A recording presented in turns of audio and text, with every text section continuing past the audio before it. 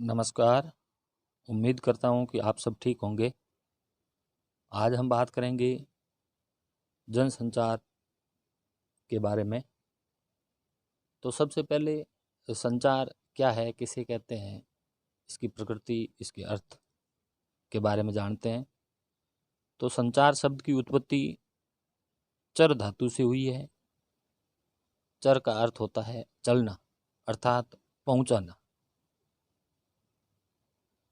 तो इस प्रकार हम कह सकते हैं कि संचार है वो दो या दो से अधिक व्यक्तियों के बीच सूचनाओं, विचारों एवं भावनाओं को आदान प्रदान करने की अंतरक्रियात्मक प्रक्रिया है। फलस्वरूप इसके चरण होंगे, इसके तत्व होंगे। तो जानते हैं संचार के तत्व कौन कौन से होते हैं, चरण कौन कौन से होते हैं।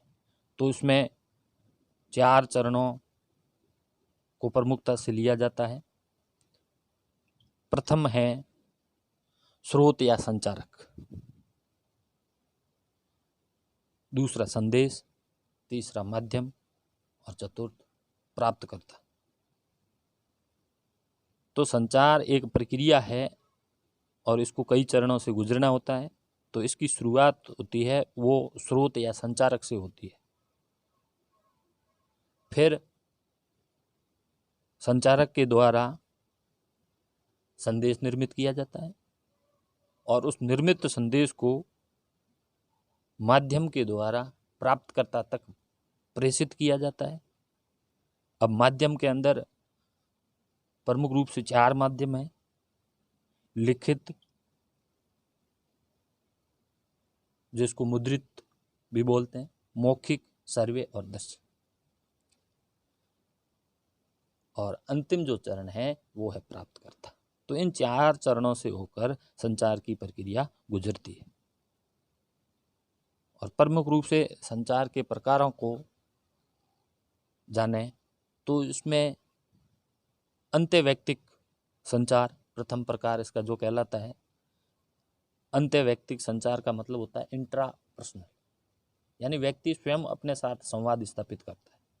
द्वितीय अंतर्वैयक्तिक संचार, जिसको इंटरपर्सनल कहते हैं, यानी एक व्यक्ति किसी दूसरे व्यक्ति के साथ संवाद संचार करता है।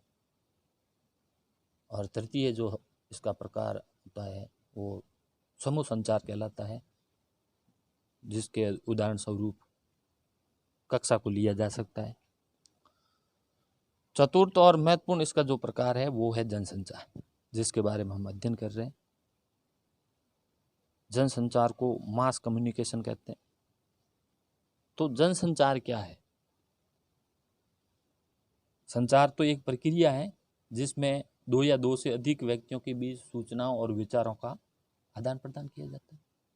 और जनसंचार प्रत्यक्ष संवाद की बजाय किसी तकनीकी या यांत्रिक माध्यम के जरिए समाज की एक विशाल वर्ग से संवाद कायम करने की कोशिश जो करते हैं, इसे जनसंचार कहते हैं।